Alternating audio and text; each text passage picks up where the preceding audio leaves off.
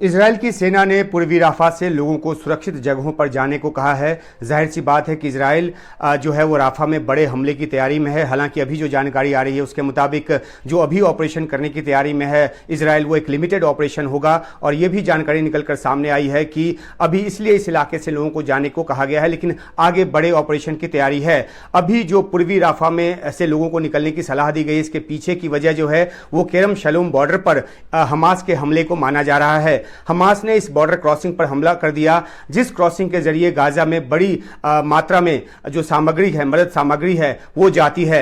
Israel defence force के मुताबिक दक्षिणी गाजा के राफा की तरफ से इजरायल के केरम शलूम पर बॉर्डर क्रॉसिंग पर जो हमला किया गया उसमें 14 प्रोजेक्टाइल्स जो हैं वो दागे गए। हमास के इस हमले में इजरायल के 3 सैनिकों की मौत हो गई और इस हमले के तुरंत बाद जो इजरायल है उसने इस बॉर्डर क्रॉसिंग को बंद कर दिया। हमास का ये जो हमला है वो फिलिस्तीनियों के लिए एक तरह से आत्मघाती या जानलेवा साबित हो सकता है, जिनको की मानवीय मदद की बहुत बड़ी जरूरत है, बड़ी दरकार है। अंतर्राष्ट्रीय दबावों के बाद इजरायल जो है जिन 3 बॉर्डर क्रॉसिंग को खोलने को तैयार हुआ था उसमें केरम शलूम क्रॉसिंग भी शामिल था।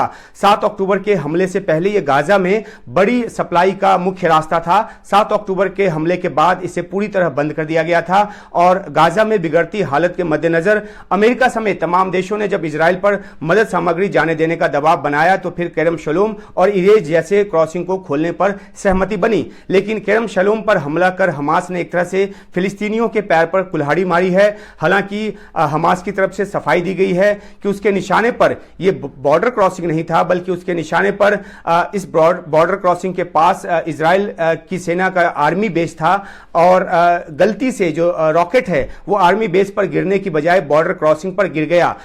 उसके निशाने पर यह चेक पॉइंट नहीं था, यह हमास की तरफ से कहा गया है। लेकिन हमास की तरफ से जो भी सफाई दी जाए, इजरायल को इस क्रॉसिंग को बंद करने की एक वजह मिल गई है और साथ ही साथ उसे राफा पर हमले को सही ठहराने का मौका भी मिल गया है, क्योंकि उसके मुताबिक क्रॉसिंग पर यह जो हमला है वो राफा की तरफ से ही हुआ है।